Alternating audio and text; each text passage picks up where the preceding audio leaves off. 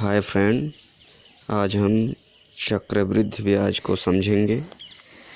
चक्रवृद्धि ब्याज में कौन कौन से ऐसे मूलभूत सिद्धांत हैं जिनको जानना अति आवश्यक है।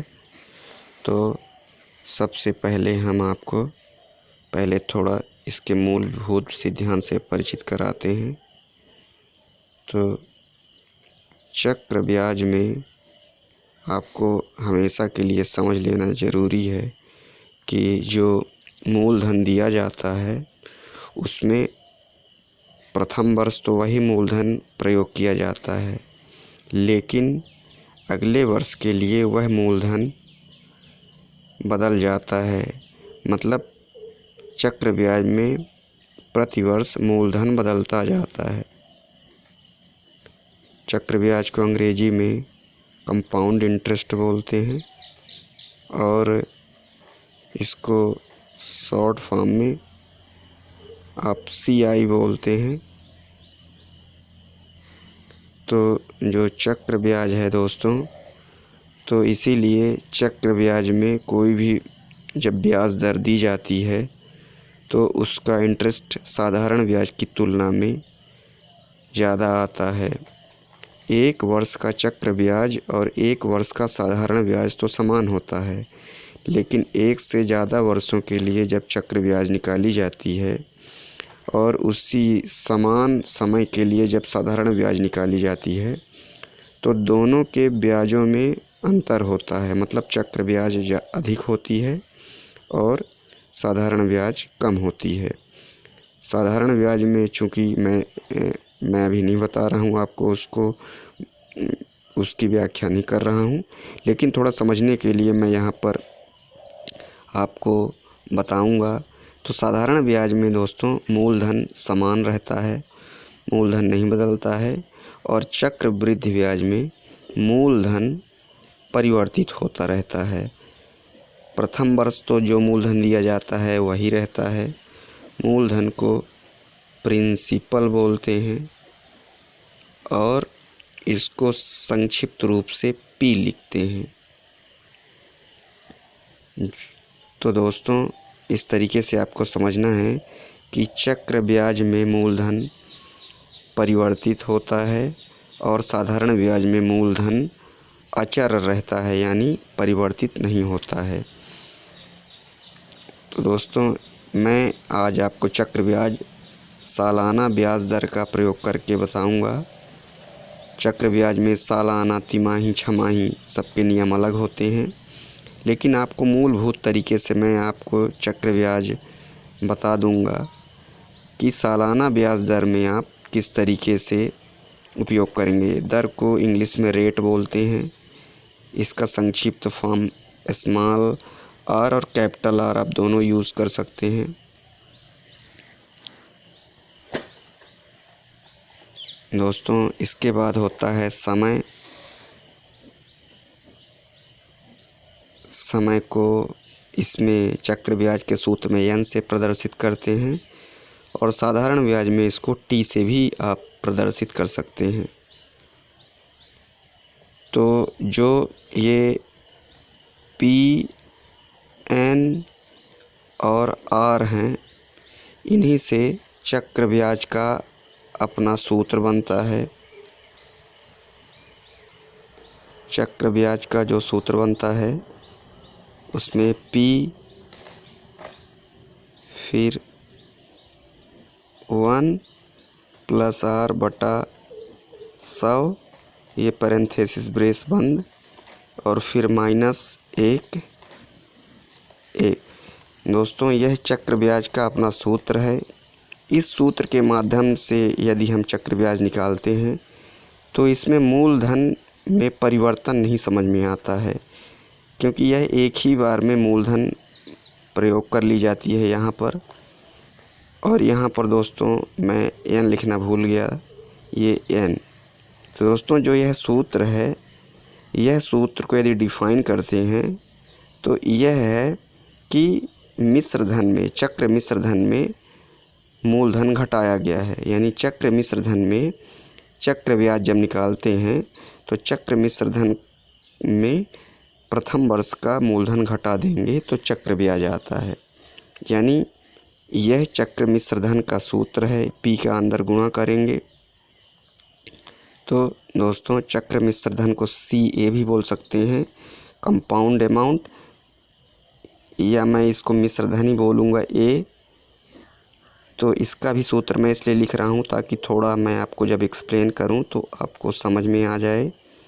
तो 1 + R/100 की पावर n, ये है दोस्तों चक्र मिश्र धन का सूत्र। तो यहाँ पर चक्र मिश्र धन में जब प्रथम वर्ष का ब्याज घटा देते हैं तो दोस्तों हमारा चक्र ब्याज प्राप्त हो जाता है। यदि इसको हिंदी से लिखें तो चक्र ब्याज बराबर चक्र मिश्र धन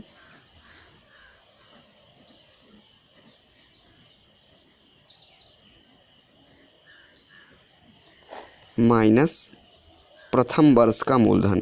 इसमें दोस्तों ध्यान ये रखना है कि प्रथम वर्ष का ही मूलधन घटाना है, जो परिवर्तित मूलधन है उनको नहीं लिया गया है। इस P से आप समझ सकते हैं। तो जो ये P है ये प्रथम वर्ष का मूलधन है। सूत्र में जो P लिया जाता है यह प्रथम वर्ष का मूलधन। तो इसीलिए मैं चक्र ब्याज जब यहाँ पर हिंदी से आपका सूत्र लिख रहा हूँ तो चक्र मिश्र धन माइनस प्रथम वर्ष का मूलधन, प्रथम वर्ष का मूलधन।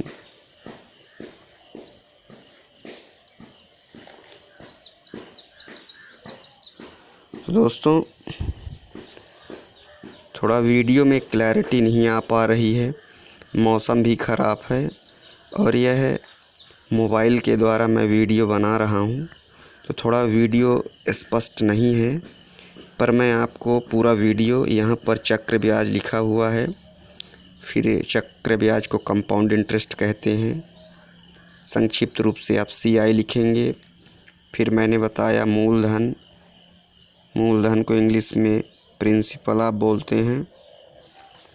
और इसके बाद यह यहाँ पर मैंने दर को बताया कि दर को रेट, समय को n। तो जो सूत्र बने हैं मैंने आपको बता दिया। तो दोस्तों यहाँ पर जो सूत्र है चक्र ब्याज का वह है यहाँ पर 1 + R/100। पढ़ेंगे कैसे दोस्तों? 1 + R/100 की पावर n -1 का होल गुणे P। होल गुणे P का मतलब होता है कि 1 + R/100 की पावर n -1। होल का मतलब होता है कि जब 1 + R/100 की पावर n में आप एक घटा लेंगे तो जितना आएगा उसमें P का गुणा करना है। तो दोस्तों इस तरीके से जो यहाँ पर सूत्र में है, यहाँ पर आपको समझ में नहीं आएगा कि मूलधन किस तरीके से परिवर्तित होता है। तो दोस्तों इसको आपको समझने के लिए इसको दूसरी विधि से हल करना पड़ेगा। तो इसकी दूसरी विधि होती है साधारण ब्याज का प्रयोग करके। साधारण ब्याज का जब हम प्रयोग करते हैं तो दोस्तों पहले साधारण ब्याज का सूत्र समझ लेते हैं। ये तो सबको सामान्य रूप से आता है कि साधारण ब्याज बराबर होता है मूलधन गुणे दर गुणे समय बटे 100। ये प्रिंसिपल है, ये रेट है और ये टाइम है। तो जब मूलधन गुणे दर गुणे समय बटे 100, साधारण ब्याज को आप सिंपल इंटरेस्ट बोलते हैं। साधारण आप इसको संक्षिप्त रूप से SI लिख सकते हैं। जैसे यहाँ पर मैंने CI लिखा है, ये कंपाउंड इंटरेस्ट है। तो मूलधन दर समय उसी तरीके से रहता है। सूत्र में आप PNRT जैसा दिया गया है, n जो दिया गया है वही n रखेंगे, जो R दिया गया है वही R रखेंगे, जो P दिया गया है वही P रखेंगे। लेकिन साधारण ब्याज सूत्र का जब आप प्रयोग करेंगे तो उसमें आपको मूलधन परिवर्तित करना है, आपको ध्यान में रखना है। मूलधन किस तरीके से परिवर्तित होगा यह मैं आपको एक सूत्र और लिख के बता रहा हूँ। तो साधारण ब्याज जब निकाल लेते हैं तो साधारण ब्याज में फिर इसमें भी मिश्रधन निकाला जाता है। तो जो साधारण मिश्रधन होता है उसका सूत्र होता है मिश्रधन बराबर मूलधन धन साधारण ब्याज। मूलधन धन साधारण ब्याज।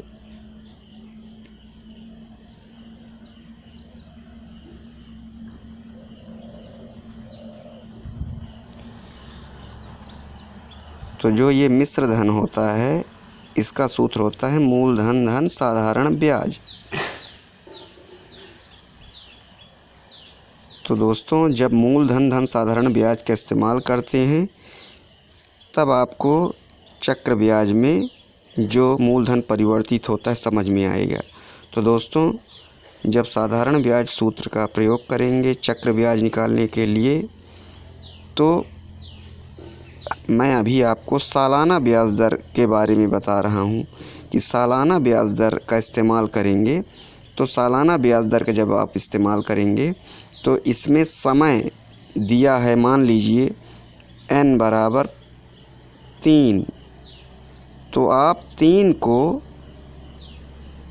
एक एक में बांट लेंगे। ये प्रथम एक वर्ष, फिर द्वितीय एक वर्ष, फिर तृतीय एक वर्ष।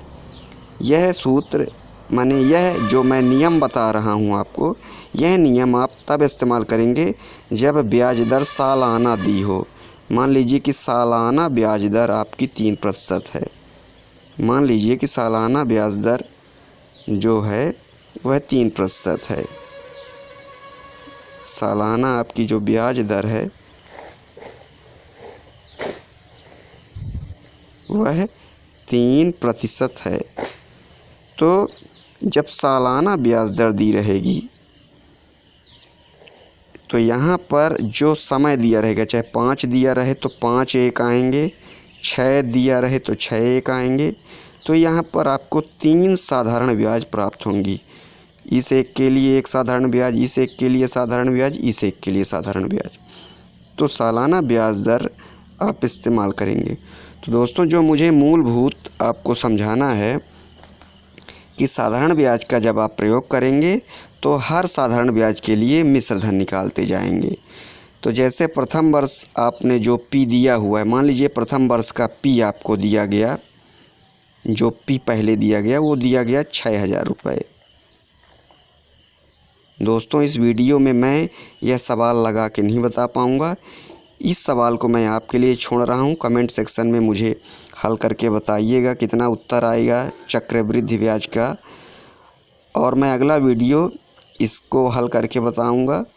तो दोस्तों अभी के लिए मैं आपको यहाँ पर सवाल दे दिया हूँ कि जो चक्र ब्याज निकालना है वहाँ पर प्रथम वर्ष का मूलधन 6000 रुपये दिया है और समय दिया हुआ है 3 वर्ष। समय दिया हुआ है आपको 3 वर्ष और सालाना ब्याज दर आपको 3% लगाना है। मतलब आपको सालाना मैंने बताया है, 6 माही, तिमाही या 4 माही, 2 माही नहीं बताया है, इसलिए दर में कोई परिवर्तन नहीं होगा। जब 6 माही, 2 माही, तिमाही पढ़ाएंगे तो वहाँ पर दर में भी परिवर्तन होगा। तो दोस्तों अभी इस वीडियो में मैं आपको मूलभूत सिद्धांत बता रहा हूँ जिनको आपको समझना है। तो दोस्तों यहाँ पर मैंने बताया कि जो मिश्रधन है आप निकालेंगे। तो जैसे प्रथम वर्ष आपने 6000 रुपये यूज़ किया तो 6000 गुणे दर गुणे समय बटे 100। फिर इसके बाद प्रथम वर्ष का आप मिश्रधन निकालेंगे।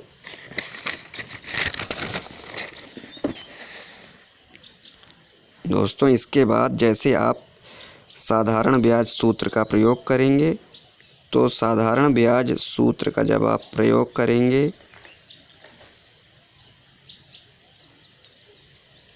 तो साधारण ब्याज बराबर मूलधन गुणे दर गुणे समय बटे 100 मैं फिर लिख रहा हूँ, और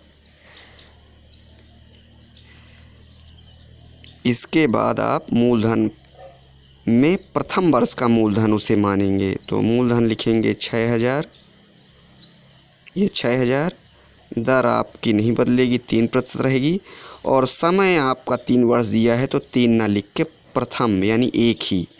दूसरे वर्ष का साधारण ब्याज निकालेंगे तब भी आप 1 रखेंगे, तीसरे वर्ष का निकालेंगे तब भी 1 रखेंगे क्योंकि ब्याज दर आपकी सालाना है। फिर इसको आप यहाँ से 2 जीरो कैंसिल करेंगे तो 60 और 3 आया, तो 60 यहाँ बचा, 3 यहाँ बचा और 1, तो 60 तिहाई 180, एक कम 180 रुपये आया। ये आपका आ गया प्रथम वर्ष का साधारण ब्याज। इसके बाद आप निकालेंगे प्रथम वर्ष का मूलधन, मिश्रधन। ये यहाँ पर आप लिख सकते हैं प्रथम वर्ष का साधारण ब्याज का सूत्र। प्रथम वर्ष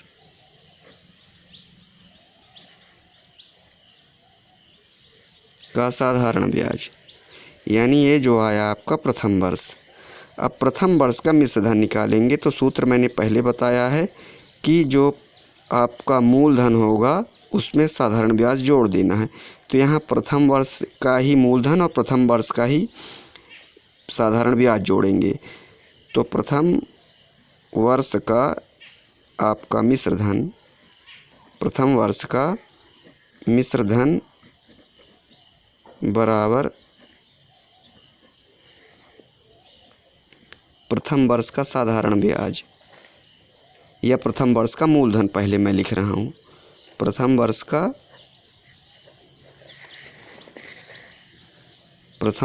मूलधन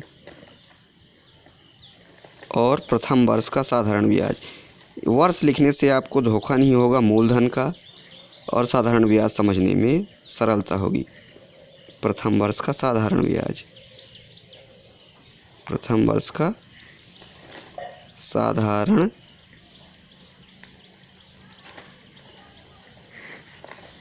साधारण ब्याज।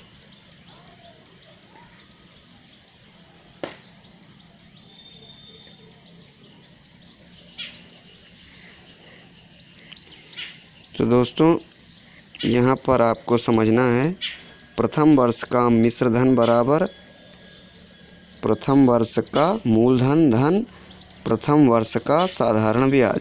तो प्रथम वर्ष का मूलधन कितना है दोस्तों? 6000 रुपये, ये 6000, और जो ब्याज आपकी आई है प्रथम वर्ष में वह आई है 180 रुपये। तो ये 180 रुपये आप रखेंगे, ये 180 रुपये।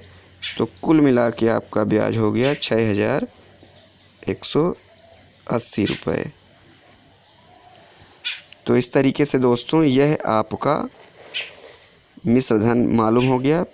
तो अब अगले वर्ष के लिए मूलधन कैसे समझेंगे? तो दोस्तों जो ये मिश्रधन आता है यही अगले वर्ष के लिए मूलधन होगा। मतलब जो मिश्रधन आता जाएगा वह अगले वर्ष के मूलधन के रूप में परिवर्तित होता जाएगा। तो जो अगला वर्ष है यानी अगला द्वितीय, तो द्वितीय वर्ष का जो मूलधन होगा वह प्रथम वर्ष का मिश्रधन कहलाएगा। तो द्वितीय वर्ष का मूलधन यानी द्वितीय वर्ष के लिए मूलधन, द्वितीय वर्ष के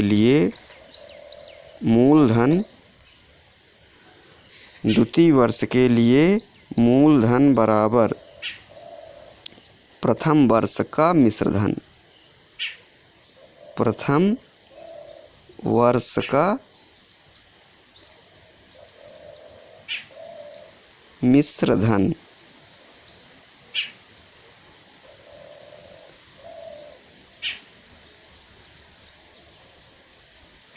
दोस्तों द्वितीय वर्ष के लिए जो मूलधन होगा वह प्रथम वर्ष का मिश्रधन। तो दोस्तों यदि आप समझना चाहें तो ऐसे भी समझ सकते हैं कि मान लीजिए आपको तृतीय वर्ष के लिए मूलधन निकालना हो तो तृतीय वर्ष के लिए मूलधन क्या होगा? द्वितीय वर्ष का मिश्रधन। चतुर्थ वर्ष के लिए मूलधन क्या होगा? तृतीय वर्ष का, माने ठीक पीछे जो आपका होगा समय का मिश्र धन, वही अगले वर्ष के लिए मूलधन होगा।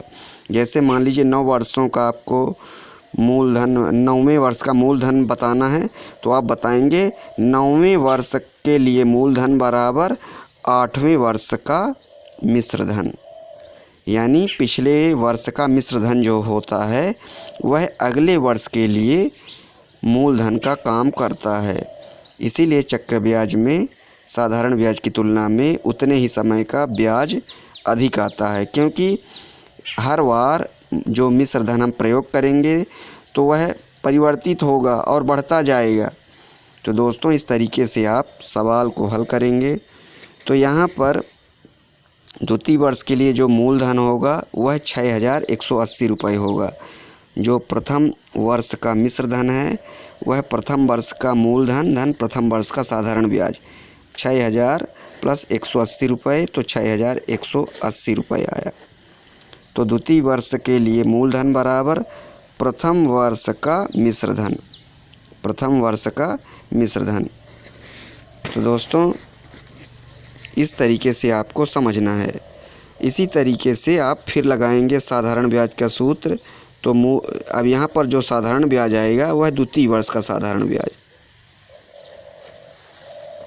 तो द्वितीय वर्ष के लिए आप जब साधारण ब्याज लगाएंगे तो आपको ध्यान में रखना है कि सूत्र नहीं परिवर्तित होगा। यानी द्वितीय वर्ष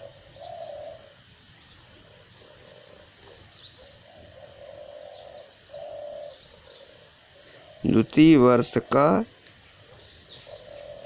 SI बराबर 6180 गुणे दर है 3%। अब समय में मैंने बताया कि एक ही रखना है और बटे 100। तो दोस्तों इस तरीके से, चूँकि यह मेरा वीडियो मौसम की वजह से थोड़ा क्लियर नहीं आ पा रहा है, तो दोस्तों इसके लिए मुझे क्षमा करिएगा। मैं इस वीडियो को यहीं पर रोक रहा हूं। तो दोस्तों इस तरीके से आप मुझे लगाकर कमेंट सेक्शन में बताएंगे कि इसका पूरा हल कितना आएगा। फिर द्वितीय वर्ष का आप मिश्र धन ज्ञात करेंगे। द्वितीय वर्ष का मिश्र धन ज्ञात करेंगे तो वह तृतीय वर्ष के लिए मूलधन कहलाएगा। तो यहाँ पर दोस्तों आपको 3 ब्याजें आएंगी। अब तृतीय वर्ष का मिश्र धन आप फाइंड आउट नहीं करेंगे। तृतीय वर्ष का भी मिश्र धन फाइंड आउट करके आप सवाल हल कर सकते हैं, लेकिन दोस्तों अभी उधर मैं आपको नहीं बता रहा हूँ। खाली मैं आपको समझा रहा हूँ कि किस तरीके से मूलधन परिवर्तित होता है। दोस्तों इस तरीके से आपको 3 साधारण ब्याज प्राप्त होंगी। यह द्वितीय वर्ष का साधारण ब्याज है। इसके बाद द्वितीय वर्ष का मिश्र धन निकालेंगे। तो द्वितीय वर्ष के मिश्र धन में आप द्वितीय वर्ष का ही मूलधन लेंगे और द्वितीय वर्ष का साधारण ब्याज। तो द्वितीय वर्ष का मिश्र धन का सूत्र क्या बनेगा? द्वितीय वर्ष के लिए मिश्र धन बराबर द्वितीय वर्ष का मूलधन धन द्वितीय वर्ष का साधारण ब्याज। तो जो द्वितीय वर्ष का मिश्र धन आएगा वह अगले वर्ष अर्थात तृतीय वर्ष के लिए मूलधन कहलाएगा। तो दोस्तों यहाँ पर मैंने सालाना ब्याज दर बताई है, इसलिए समय हर बार एक एक ही रखना है। तो दोस्तों मेरे इस वीडियो में क्लैरिटी नहीं है, उसके लिए मैं बहुत बड़ा क्षमा प्रार्थी हूँ। मुझे क्षमा करिएगा। थोड़ा मौसम की गड़बड़ी के कारण और वीडियो मैं मोबाइल से बना रहा हूँ, लेकिन मैं समझाने का लगभग भरसक प्रयास किया हूँ कि आपको मेरे शब्द समझ में आ जाएं। तो दोस्तों इस तरीके से मैं अगला वीडियो अच्छी क्लैरिटी के साथ बनाने का प्रयास करूँगा। तब तक के लिए धन्यवाद।